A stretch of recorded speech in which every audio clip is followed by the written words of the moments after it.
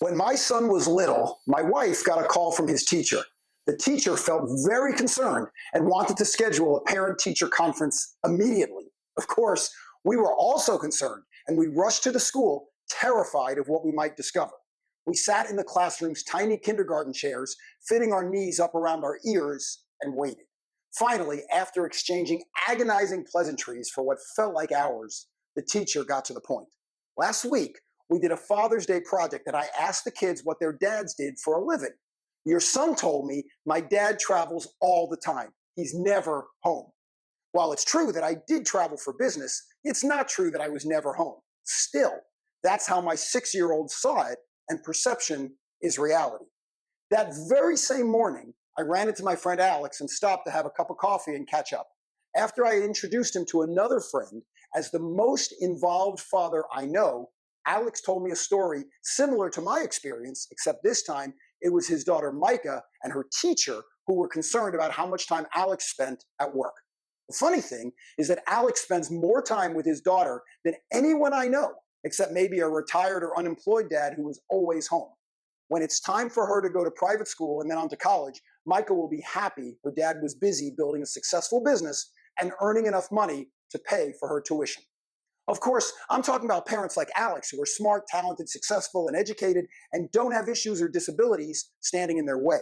But even with all his advantages, Alex understands that while it would be nice if work could always be fulfilling and not interfere with other parts of his life, work is first and foremost about accomplishing something worthwhile and being paid for the results.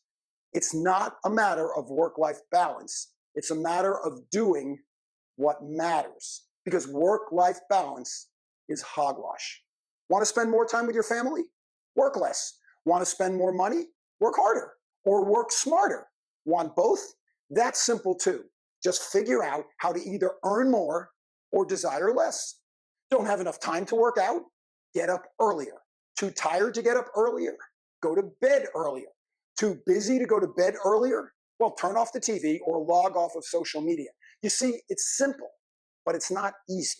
And while it's not what most people want to hear, it's the truth.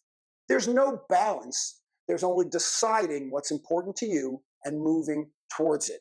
There are only priorities. As part of my year-end outreach activities to uncover new speaking gigs for the new year, I like to contact people at this time of the year. I figure that many of them have some quiet holiday time and might be available to read my emails. So maybe that's why I'm always surprised when I get automatic email responses. Sure, I understand when people are truly away from their electronic devices for vacation, focus, to spend holiday time with their families, or for a break from the constant ping, ping, ping of their phones. But almost nothing is more detrimental to your productivity than returning to your office to have to respond to hundreds of unreturned emails after some much-needed me time. So as we look for new ways to deal with the latest 24/7, always-on world, let's remember that searching for balance is a 21st century snipe hunt. Instead, maybe the real answer is combining your work and your life into one comprehensive package of who you are. That way, you can simultaneously be more productive and more present.